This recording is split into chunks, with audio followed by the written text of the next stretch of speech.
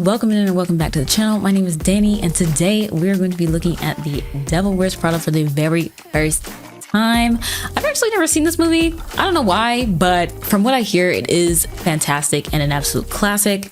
Don't forget to like this video and subscribe to the channel if you'd like to see me do more of these. And if you have any other suggestions on what else I should cover, please let me know down in the comments. Directed by David Frankel and produced by Wendy Finerman, The Devil Wears Prada is a 2006 comedy drama starring Meryl Streep as Miranda Priestley, editor-in-chief of the Runway magazine, and Anne Hathaway as Andy Sachs, aspiring newly graduated journalist who just lands a job as Miranda's personal assistant. We start our journey with a bop, Suddenly I See by KT Tunstall, greets us as we see our Andy getting ready for her day in New York. Her more simple, almost matronly style of dress is juxtaposed against literal models also getting ready at the same time. They've got designer fashions, expensive makeup, while Andy most likely shops at Ross and just throws on some chapstick and is out the door in minutes. She kisses her disheveled boyfriend goodbye, and we see the other models walking out of their homes, fashionable and put together, while Andy is, well, she's just Andy. And we love her for that. We love her for this. We also see the ladies getting breakfast, very, very huge air quotes here, with the models measuring out very tiny portions of cereal or almonds while Andy just grabs a bagel. I know that that's how it was and kind of still is for the fashion industry, but that shit just makes me so incredibly sad. Like, the beauty standards, especially in the mid 2000s, was so rough on women. Seeing this montage is also very interesting to me because Anne doesn't really look that bad. Like, she's not dressed like the other ladies, but she's Anne Hathaway. You cannot make Anne Hathaway look ugly, no matter how hard you try. Like, I feel like the jacket's kind of cute, and I do like the shoes, so, but what do I know? I'm not a fashion girly yet. We continue on to see Andy walking into the Runway magazine office where she greets the secretary. Emily Carlton, Miranda's senior assistant, chimes in and says, Andrea Sachs? Yes? Great. Human Resources certainly has an odd sense of humor. which is hilarious because with a last name like Sachs, you'd think she'd be some bigwig's daughter or something, and they treat her with more respect, but alas. As they're walking through the office, Emily mentions that 2 other assistants got fired after a couple weeks, so it's pretty clear from the get-go that this is a pretty high-stakes position.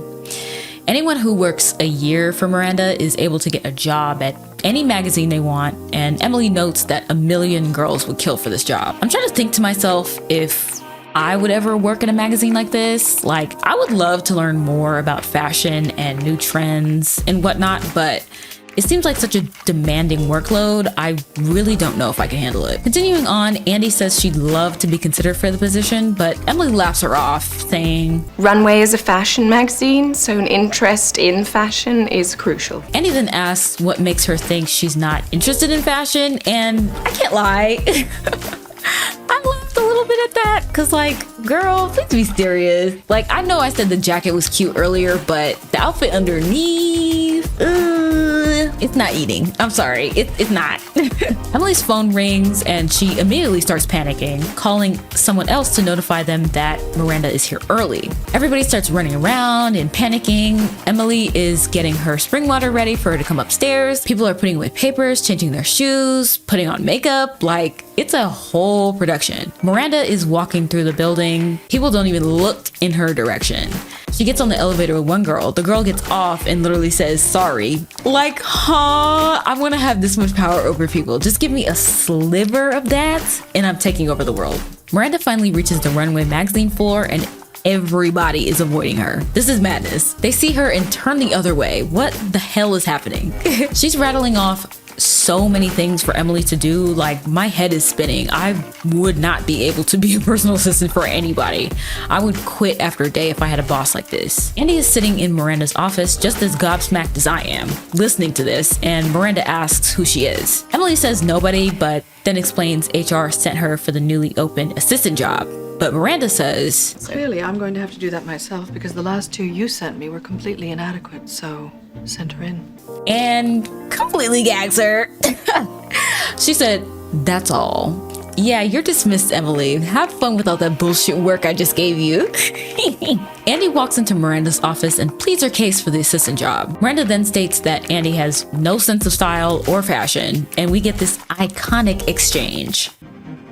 I think that depends on what you're... No. That wasn't a question. Daggers to the heart right there. I would fall to my knees and start crying. Andy continues with her resume, which is very impressive, but Miranda dismisses her immediately. As Andy walks away, she turns back around and starts to tell Miranda off, and it looks like Miranda is impressed by Andy sticking up for herself. I will also say Meryl Streep is doing such a good job. Like, her movements in the scene alone are so angelic and graceful and fluid. Like, I don't know if anybody else noticed this, but it's pretty impressive. Andy walks out and is downstairs about to go home when Emily comes back to get her. She's got the job and she's now celebrating with her besties and her boyfriend when her boyfriend rudely says, "You got a job at a fashion magazine? Mm-hmm. Oh, what was it, a phone interview?" Like, damn, bitch, fuck you, man. I may not have a sense of style, but shit, maybe working at this place will help. Jesus, he really did not have to say that. Her friend Doug also mentions that he bets 1 million girls would kill for that job, and I'm starting to sense a pattern. Like, this is the tippity top of the fashion industry. Andy is in the big leagues now. Let's hope she can keep up. Jump by Madonna starts up as we see Andy get an early morning call from Emily, who details a bit of the day Andy is going to have and tells her to pick up some coffee orders. By the time she hung up that phone, I would have completely forgot the order she said. I would have definitely needed a second to grab a pen and paper. Andy's on her way with the coffee, but ends up being a bit late, and Emily says, I hope you know that this is a very difficult job for which you are totally wrong. And if you mess up, my head is on the chopping block. And it just makes me wonder why anybody would really want to work at a place like this. Like, Emily is so stressed out and she's worried about getting fired because of a mistake someone else did. Like, I don't have the balls or patience for getting treated like shit. Sorry. Andy sits down at her desk and Emily gives her a rundown of what she's going to be doing. Basically, just answer the phone every single time it rings and make sure nothing goes to voicemail. Emily then gets on her high horse and starts talking about, oh, you just get coffee, I run her schedule, her appointments, her expenses, and most importantly, I get to go with her to Paris for Fashion Week. I get to wear the couture. I get to go to all the parties and meet all the designers, blah, blah, blah. Girl, shut up. You still overworked and underpaid, just like everybody else in this damn office. Don't think you special either, because Miranda is the type to fire your ass in a heartbeat, no matter how important you think you are. Emily then tells her that she's going downstairs to give the art department the book, TM, which is basically a mock-up of everything in the current issue of the magazine. They take it to Miranda's apartment every night, and every morning, Miranda gives it back with notes on how to improve. Emily leaves, and Andy immediately gets her first call and is completely flustered. She's so hopeless. She asks the person to spell Gabbana, and they hang up. I'm dead. Like, she really doesn't know anything about anything in fashion. This is actually pretty funny. Nigel, Miranda's art director, pops up with a nice pair of shoes, and Andy declines, saying, I don't think I need these. Miranda hired me. She knows what I look like. Do you? It's like, damn, bro, are my clothes that bad? Miranda calls for Emily, and Nigel tells Andy that she means her, which is wild to me that Miranda can't even be bothered to use the girl's name. But then again, why learn somebody's name if you know they won't last the week, right? Andy runs into Miranda's office and corrects her about using the wrong name. Impressed, Miranda chuckles and lists off a ton of things for Andy to do. I completely got lost after the first thing, then tells her to get somebody on the phone. I don't know. Confused, Andy starts walking away, but Miranda stops her and looks down at her god-awful shoes and dismisses her. Andy runs back to her desk and puts the shoes on that Nigel gave her when Miranda asks if she has Patrick on the phone. Andy panics and looks through the computer when miraculously Emily comes back and basically saves Andy's job. Emily over there rolling her eyes like Andy is immediately supposed to know what the hell to do. Like, what do you want from her? She just started. Y'all didn't train me on this mess. Don't roll your eyes at me. This next part is ridiculous. Andy tells Emily as much as she can about the directions Miranda gave her, doesn't remember all of it, but mentions the 10 Calvin Klein skirts, and Emily asks what kind, color, and shape. Andy starts to say she tried to ask Miranda, but Emily interrupts and says, you never ask Miranda anything. And it's like, okay, if I can't ask this bitch nothing, how the hell am I supposed to know exactly what the fuck she wants from me? Like, Am I a mind reader now? Do I just have psychic written on my fucking forehead or what? Emily says she'll handle everything but needs Andy to go to Calvin Klein. With Andy looking hesitant, Emily says, I'm sorry, do you have some prior commitment? Some hideous skirt convention you have to go to? and sends her on her way. I can't lie, I giggle at this a little bit. It's just kind of funny when they roast her clothes. Andy gets to the Calvin Klein office when she gets a call from both Miranda and Emily. Emily starts rattling off other stuff she needs to do, and again, my head is spinning. I would absolutely be fired after an hour of this. Andy somehow comes back with everything done, hands full, and Emily says she hasn't gone to the bathroom since Andy left, which presumably has been at least a few hours, so these working conditions are god awful. Miranda walks in, throws her jacket and her purse on Andy's desk. No hi, how are you doing? Nothing. Just rude as fuck.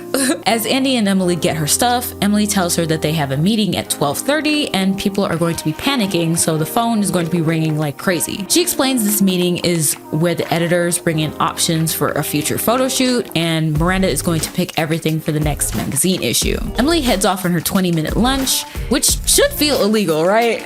And then tells Andy her lunch is only 15 minutes and she can go after Emily comes back. 15 minutes feels extra illegal. Is it just me? Maybe it's just me, I don't know. As Andy's on her break, Nigel criticizes her choice in soup, saying, Corn chowder. That's an interesting choice. You do know that cellulite is one of the main ingredients in corn chowder. like, Nigel, shut the fuck up and let me eat in peace. Thank you. As they're in line to pay for their lunch, Nigel continues to criticize her clothes when he gets a call saying their meeting has been pushed up half an hour, which means Miranda is going to be there 15 minutes early, which also means Andy is already late. This is so damn stressful already. Like, holy shit, I can't even eat my corn chowder in peace.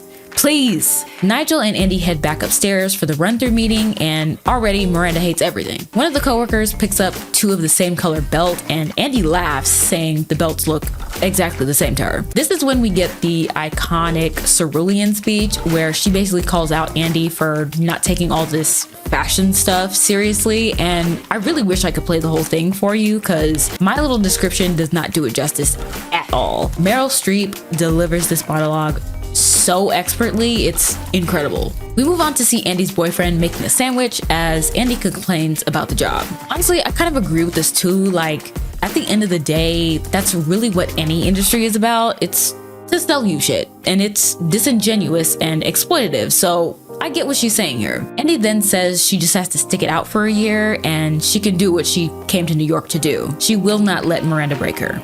We then get an exhausting montage of Miranda coming in the morning to bark orders at Andy, and I truly don't know how she's going to make it an entire year of this. Jesus. As the montage ends, Miranda asks for Patrick, the same person Andy was struggling with on her first day, and she does it. We love a working girl, period. I love seeing this development of her finally getting it, like, even if her fashions are still a bit lacking. She and her dad are now out for dinner, and he expresses concern about this job. She's working extremely late, the pay is terrible, and she doesn't get to use her journalism degree, which are all very valid concerns for him to have. I would be extremely concerned too if my child was working in horrible conditions and barely able to afford rent in New York, of all places.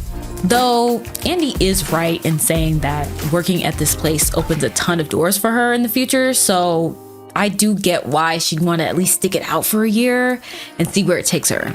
She is still young, so she's got time. Miranda calls Andy in the middle of dinner and says her flight has been canceled due to bad weather. So now Andy has to call 1,000 people to get a flight for her, but no one is flying out because it's a literal hurricane. The way I would have just been like, no, and hung up on her, like, girl, you're crazy. Andy obviously doesn't make it in time, and Miranda gets home late. She started off the scene and it made it seem like she made it though, but I was thoroughly bamboozled by that. Andy almost gets fired, and it's fucking stupid because if there weren't any flights out of Miami during a fucking hurricane, then there was absolutely nothing she could have ever done about it. Like, she can't control the weather. She's not fucking Mother Nature. Hello? She goes to Nigel to vent and he tells her to sack up or quit. He describes how important it is for a business like this to thrive and tells her how many artists have walked these halls and tells a bit of his own life story where he dreamed of working for Runway one day. He basically tells her that she's screwing it up for herself, and I kind kind of get it. I mean, if she wants to do well, she does have to try harder. Nobody is going to coddle her. I mean, aside from the flight thing, because that was really stupid. Andy then has the brilliant idea of having Nigel style her and teach her the ropes. He has her decked the fuck out, okay? The next day, she is looking so hot. Oh my God. Close your mouth, sweetie. You look like a fish. Emily looks so bad too. I love it. Yes, bitch, get jealous.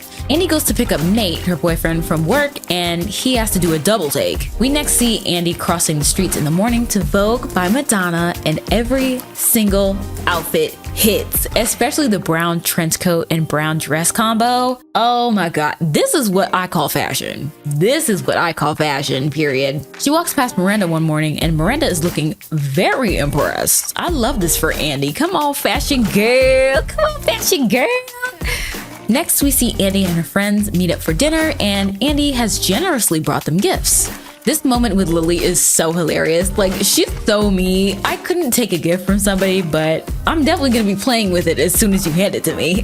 Nate seems bothered by all these lavish gifts, and Andy tells him that there's actually more to Runway than just fancy purses. She's actually learning about the fashion industry and all the powerful minds behind it, but he dismisses her by saying, Looks like someone's been drinking the Kool-Aid.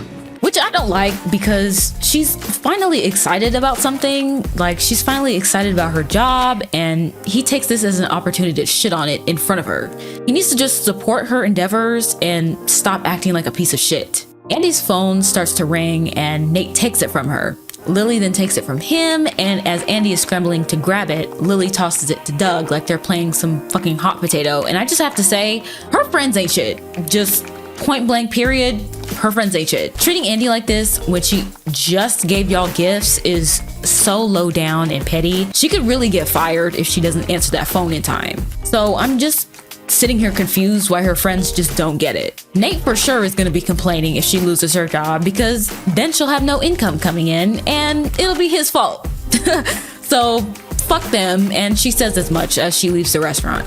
I hope she stops hanging out with these pieces of shit, to be honest. Andy goes to pick up a sketch of a dress from James Holt at his party. He's definitely flirting with her here, but honestly, I wouldn't be mad. That man is fine.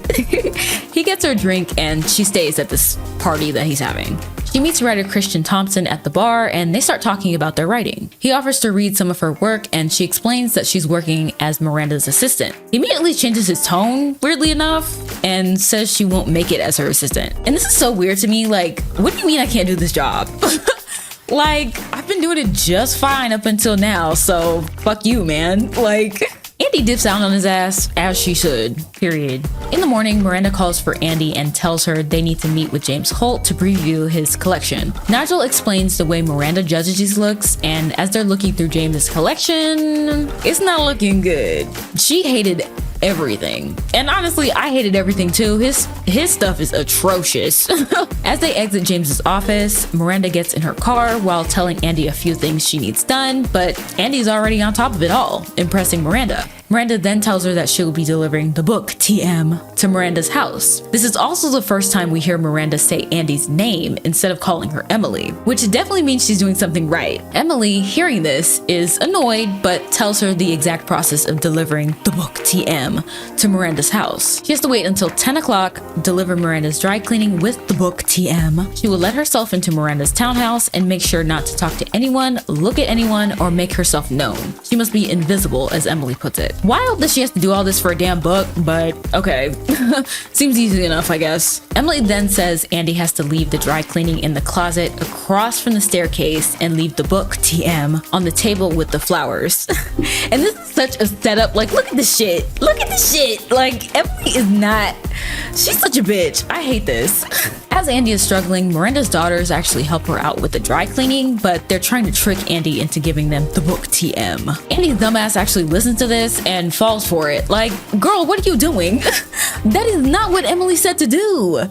Hello? She specifically said not to talk to anyone and especially don't go rummaging through her house.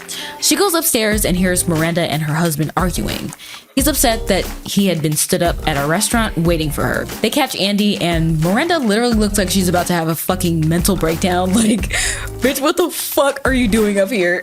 Andy leaves the book on the floor and skedaddles. Emily the next morning makes a great point. Like, Andy, baby girl, you knew you wasn't supposed to be up there. Come on now. Andy then goes to talk to Miranda and tries to apologize, but Miranda skips over it and asks for the unpublished manuscript of the next Harry Potter book and needs it on her desk no later than 3 o'clock. Now, how the fuck is anybody supposed to get that? Is the book even finished at this time, if not published yet? Like, oh my god, can you imagine being asked this? My brain would literally explode. Miranda also asked for a steak to be on her desk in 15 minutes, so Andy needs to run around town to get her steak while calling around for the manuscript. She ends up calling Christian, surprisingly, but he says it can't be done. Andy comes back with the steak, but Miranda, annoyingly, says, What's that?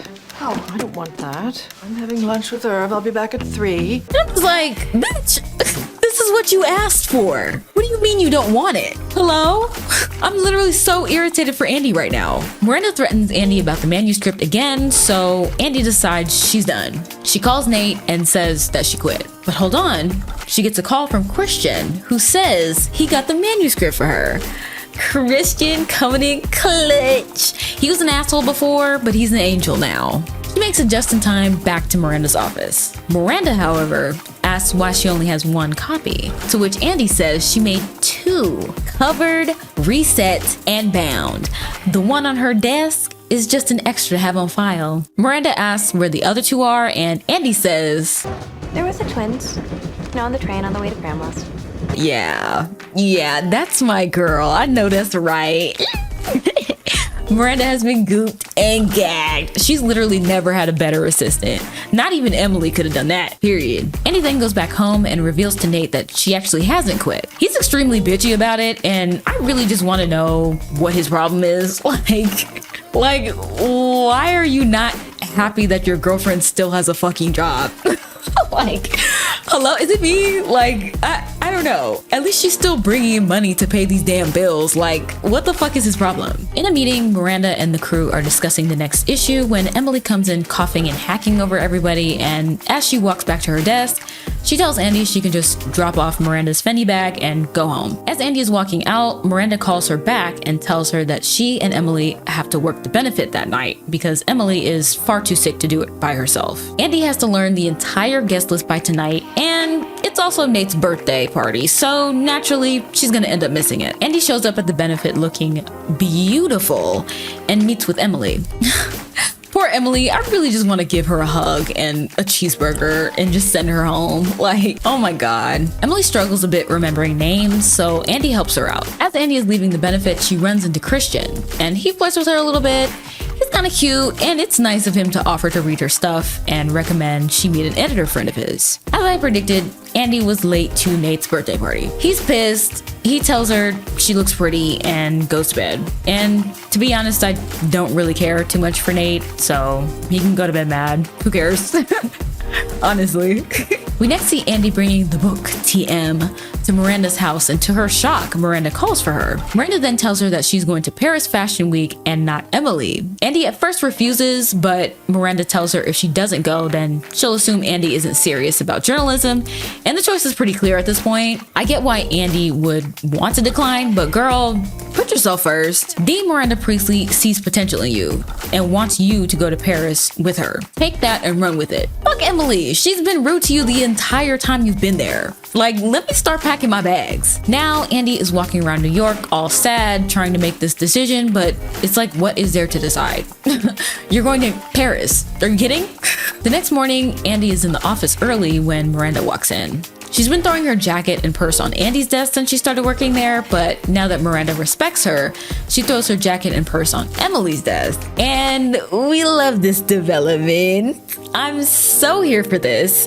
As sad as it is that Emily's getting kicked, she should have been better. I'm sorry. It's a skill issue.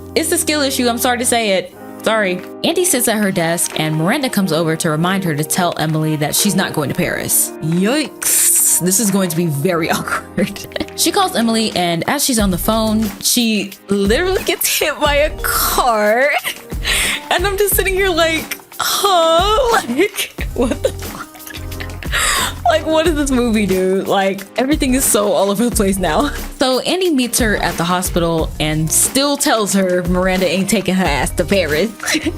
Now Emily is pissed and does make a good point. You know, you're the one who said that you don't really care about this stuff. And you don't really care about fashion, you just want to be a journalist. But at the same time, it's like, okay, well, what if her mind changed? Like, Andy is learning more about the fashion industry and everything, so I get why her mind changed. She's actually passionate about it now. She wants to enhance her career, so I don't see why she wouldn't take an opportunity like this. Andy then goes to Lily's gallery event. Why she's still hanging out with these people, I don't know, but she's here and she bumps into Christian yet again. It's giving Joe from You because why are you everywhere that she shows up at? Like, it's getting weird now. He flirts with her, gives her a kiss on the cheek, and walks away. Lily sees this and walks away really upset. Andy chases after her and gets chastised, with Lily saying she doesn't even know Andy anymore. Which I think is both valid and stupid at the same time, because it does suck to see someone change, but not everybody can stay the same throughout their whole life. You know, like, people do grow and change, and humanity is fluid. Now, Andy shouldn't be flirting with another man. Yes, we will concede on this. I'll concede on that point. But everything else that she's been doing has really been for the betterment of her own career, so if they don't fuck with that, Andy is just gonna have to find better friends. Nate then comes up, and not wanting to have another argument, she walks out. They continue their argument outside, saying, I wouldn't care if you were out there pole dancing all night, as long as you did it with a little integrity. which is so fucking stupid for him to say. Nobody in her life really gets it. They almost got her fired that one time, and now they're still on her ass about the job. And it's like, Jesus Christ. She's at least making moves for herself and trying to get where she needs to be in her career. They are so close-minded. It's ridiculous. Well, if this is how you feel, then fuck off. Like, God forbid somebody has a new interest. She then suggests they take a break, and as he walks away, she calls for him. He turns around and her phone rings. She picks up. Man, fuck Nate anyway.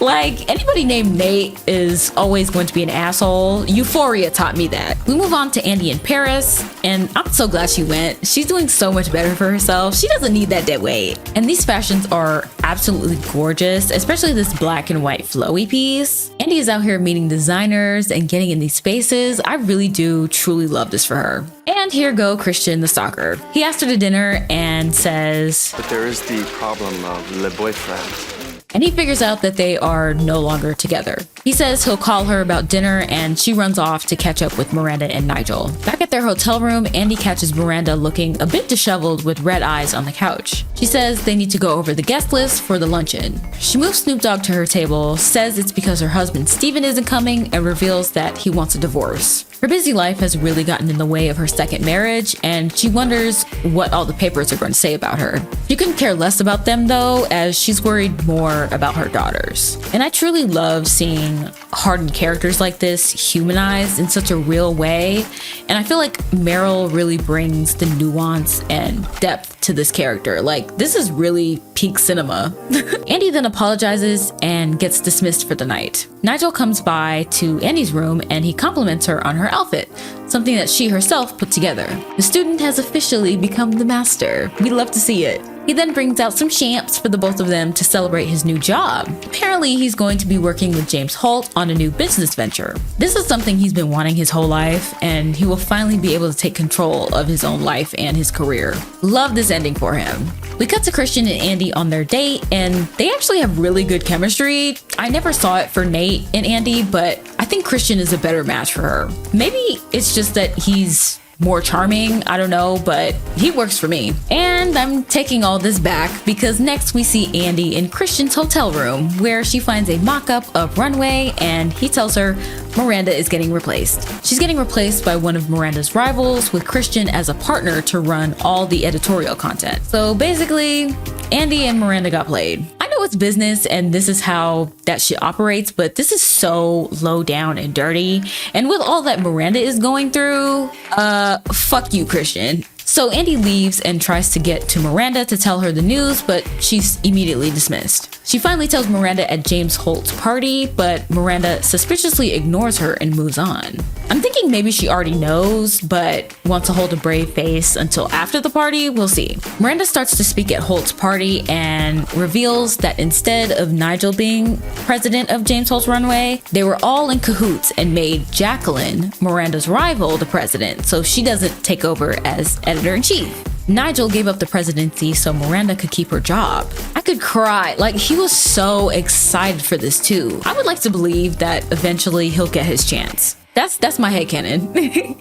As they leave the party, Miranda reveals she knew for a while, making a plan to have Jacqueline take the presidency, while Miranda told Irv she couldn't take the editor-in-chief position anymore. She told that man Runway would crumble without her, and it would. Period. She's a goddamn genius. Miranda states that she and Andy are a lot alike, but Andy makes it a point to say she could never do that to Nigel. Miranda, however, rightfully points out that she already did with Emily. Andy might think that what she did was different, but it's essentially the same thing. She did it to get ahead in her own career. Sometimes in business, you gotta make those hard choices, so, you know, it is what it is. Andy then asks what if this life isn't something that she wants, and Miranda says, Oh, don't be ridiculous, Andrea. Everybody wants this. Everybody wants to be us. This gives Andy something to really think about as they get out of the car. Miranda goes inside while Andy turns around and walks away, choosing a different path. Miranda calls her and Andy throws her phone in the fountain,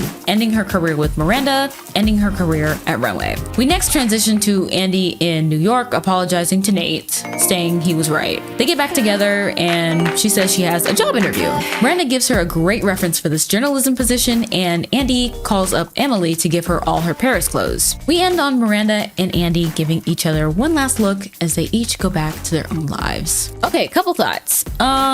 This was a fantastic movie. I just have to say, like, this was my first time watching. It was funny, drama-filled, stressful as hell, and definitely worth the watch. I like the message, but I would have also liked to see what would have happened if Andy had stayed with Miranda. I also don't personally feel like Andy's character changed all that much to the point where her friends didn't recognize her. Like, okay, she got some new clothes and worked more than she did before. I don't really consider that a huge personality change. And her friends were so rude to her anyway at times, so I didn't really feel like how they treated her was fair. And her getting back together with Nate, so fucking stupid. I'm sorry. Y'all know I don't like Nate, so he can go to hell for all I care.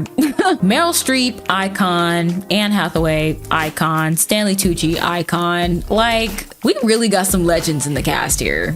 I hope y'all enjoyed this one. Please give it a like and subscribe to the channel, and let me know your thoughts on this movie in the comments down below. If you have any other suggestions, please let me know. I'm down to do whatever.